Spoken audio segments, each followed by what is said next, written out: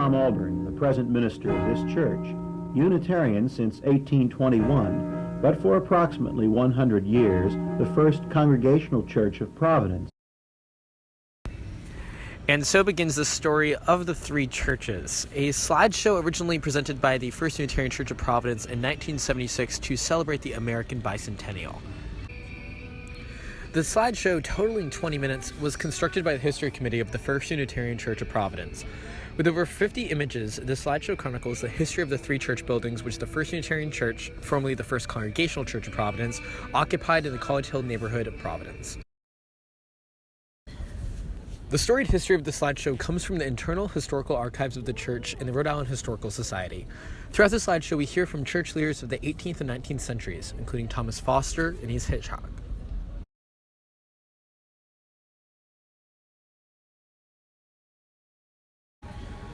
Fact production, the historiography of the church and its standing on College Hill, is told through the lens of wealthy white men who come from the most educated part of Providence society at the time.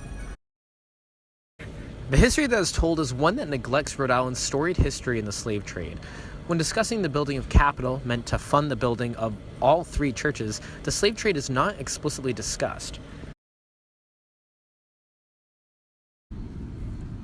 Historiography in this case is guided by a sense of self-affirmed social progressiveness, both on the turn of the 19th century when these documents regarding the first church houses were built, and in 1976 when the slideshow was being produced based around these articles. Around 1800, many members of the church belonged to abolitionist societies and attitudinally expressed disgust with the institution.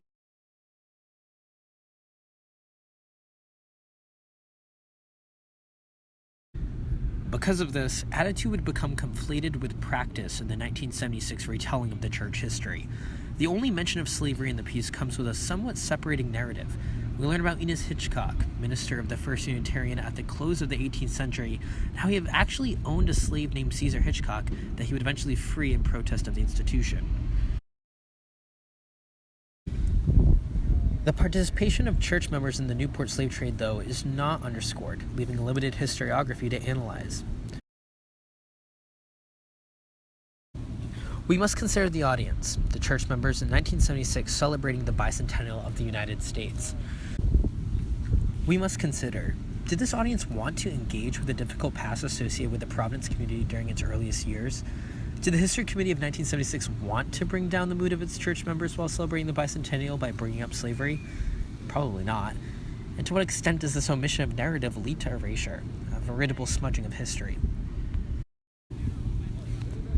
And what's more curious, how may we, in 2016, interact with this 40-year-old slideshow knowing that its facts were selectively curated?